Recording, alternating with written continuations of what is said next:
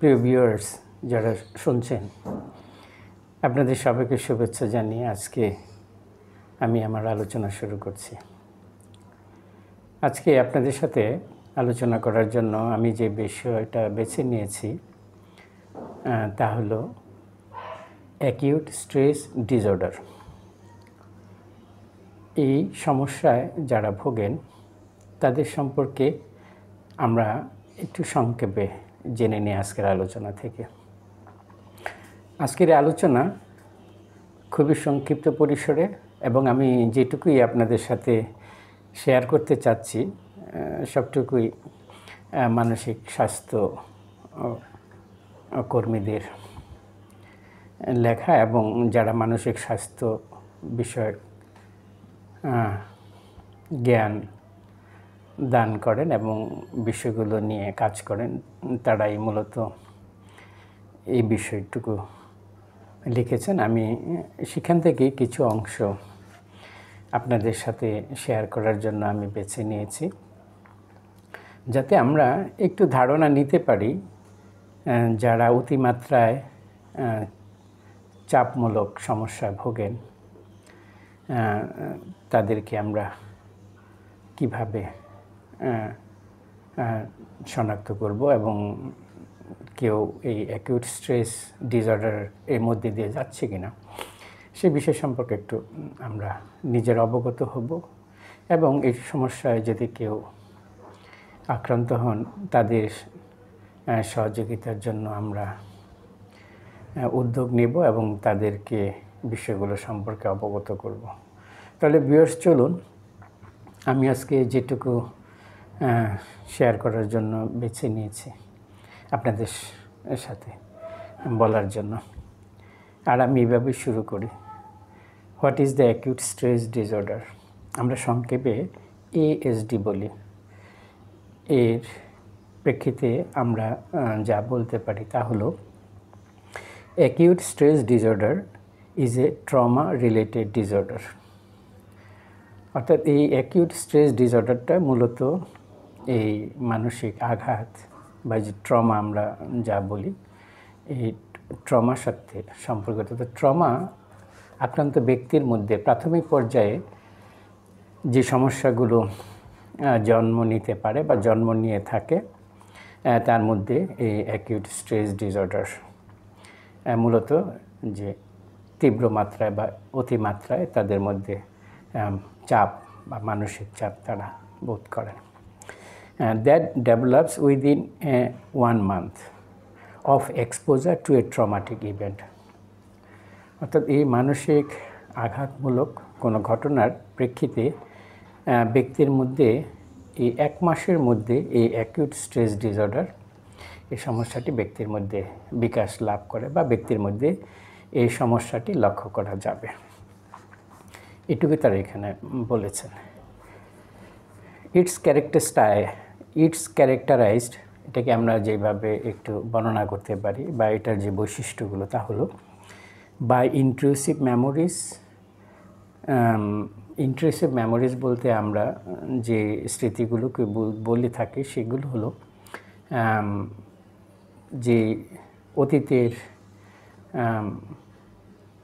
দুশ্চিন্তাগ্রস্ত বা খারাপ স্মৃতি বা যে স্মৃতিগুলো মানুষের ব্যক্তি নিজে থেকে স্মরণ করতে চায় না, এই স্মৃতিগুলো যখন অনিয়ন্ত্রিতভাবে ব্যক্তির মধ্যে চলে আসে, ব্যক্তির স্মৃতিতে কিংবা ব্যক্তির মনে ওই বিষয়গুলো জাগ্রত হয়, যা ব্যক্তির মধ্যে অস্বস্তি তৈরি করে। অর্থাৎ ব্যক্তি এবং এই স্মৃতিগুলো দূর করতে পারেন না, এটাকে আমরা অনাহূত প্রবেশ করে, অর্থাৎ তারা জোর করে এই স্মৃতিগুলো ব্যক্তির স্মৃতিতে চলে আসেন। যারা এই ট্রমা ভিকটিম পিপলস কিংবা অ্যাকিউট স্ট্রেস ডিসঅর্ডারে যারা ভোগেন তাদের মধ্যে এই বিষয়গুলো তারা লক্ষ্য করবে।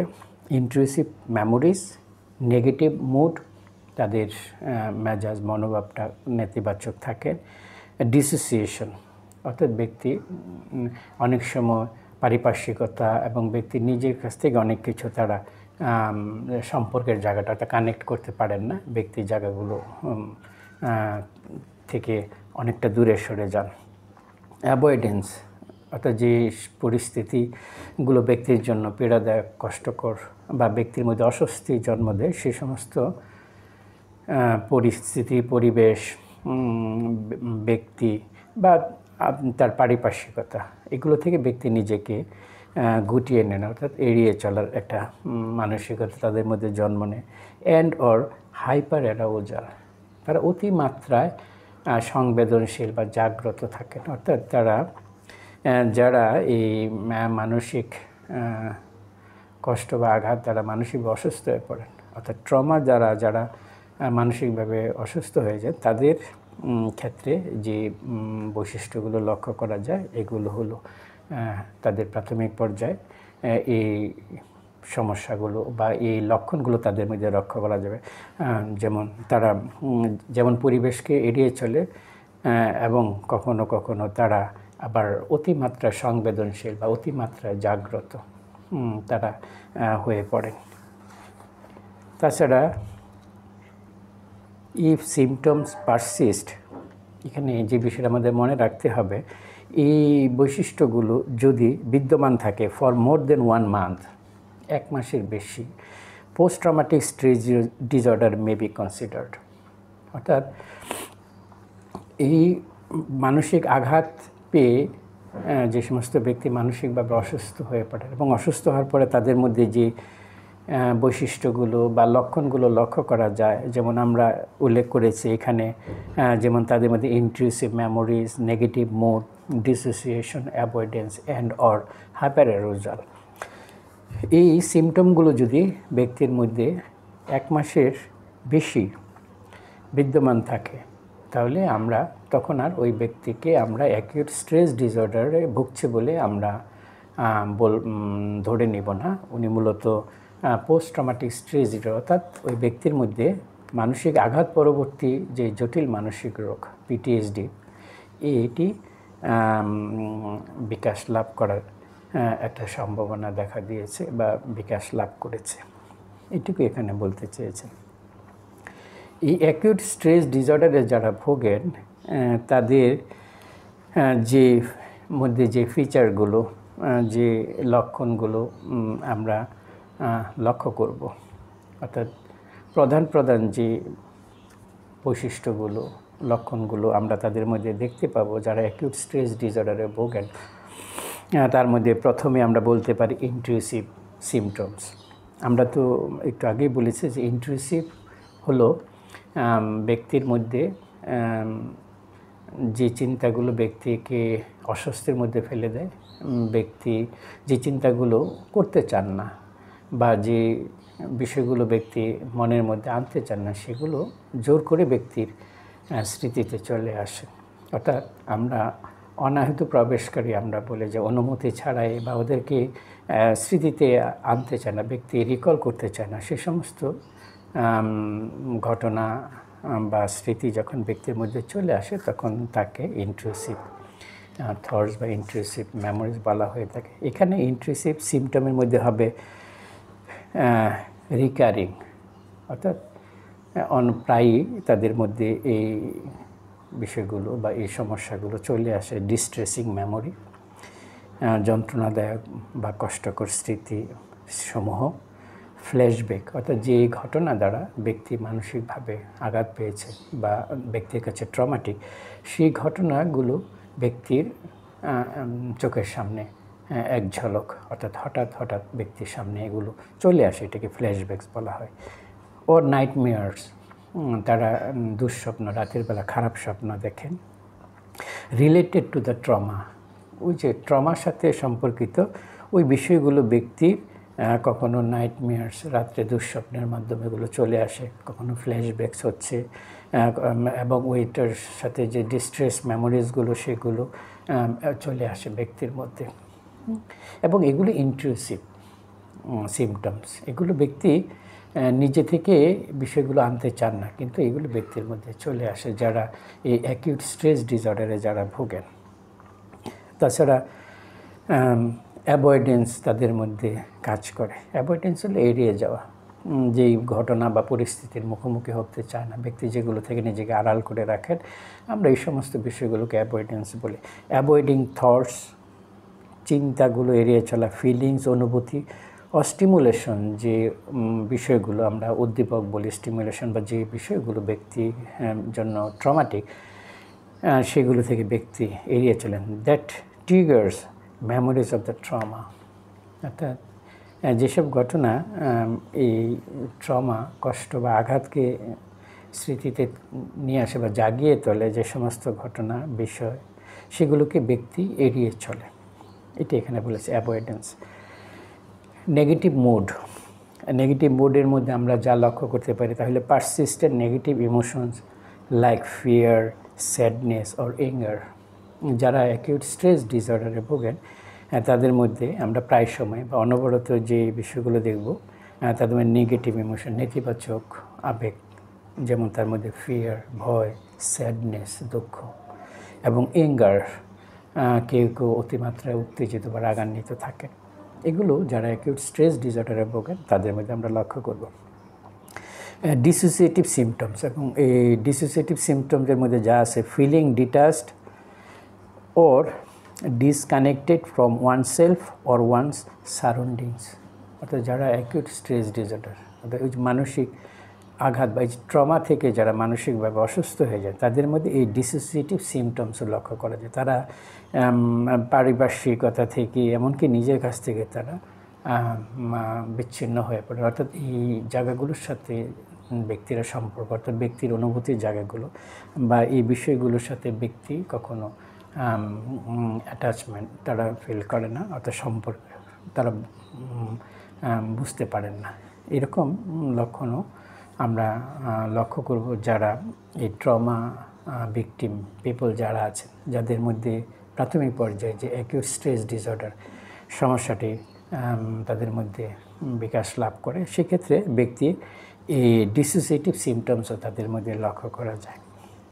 তাছাড়া hyper arousal, increased arousal সাসেস difficulty sleeping, অর্থাৎ তারা অতিমাত্রায় জাগ্রত বা তারা মানে সংবেদনশীল হয়ে পড়ে, যে জায়গাগুলোতে অতিমাত্রায় তারা তাদের সংবেদনশীলতা বা জাগ্রত অবস্থা লক্ষ্য করা যায়, তার মধ্যে হলো ফিলিং ডিফিকাল্টি স্লিপিং, অর্থাৎ তাদের ঘুমের সমস্যা, ঘুমাইতে খুব সমস্যা হয় তাদের, ইরিটেবিলিটি, অতিমাত্রায় অস্থিরতা, অর এক্সাজারেট স্টার্টেল রেসপন্স, দ্রুত কোনো কিছু বিষয়ে প্রতিক্রিয়া করা এবং প্রতিক্রিয়ার মাত্রাটা খুবই এক্সট্রিম পর্যায়ে করে।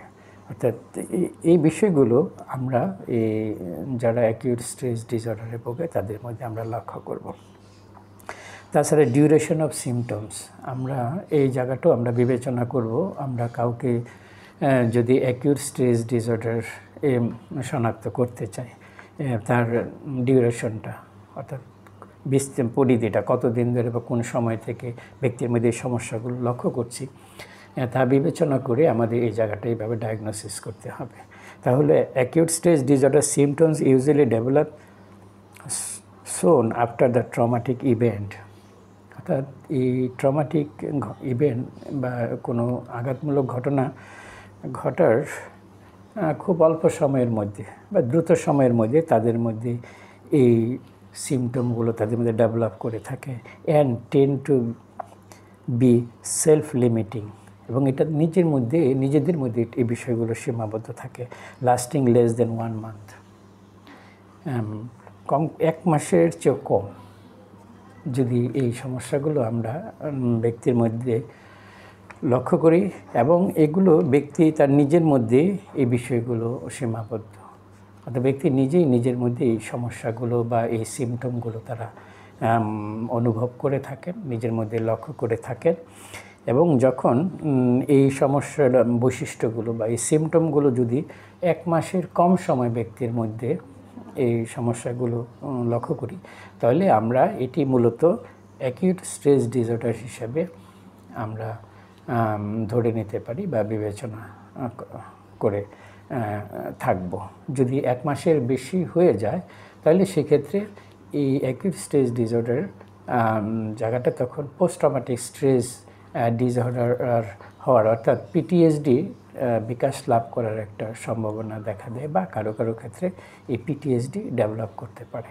এটুকুই এখানে তারা বলতে চেয়েছেন। তবে এই বিষয়টি আমাদের একটু বিবেচনা করতে হবে, তা হলো রিলেশনশিপ টু পিটিএসডি, অর্থাৎ অ্যাকিউট স্ট্রেস ডিসঅর্ডারের সাথে পিটিএসডির সম্পর্কের জায়গাটাও আমাদের বিবেচনা করতে হয়।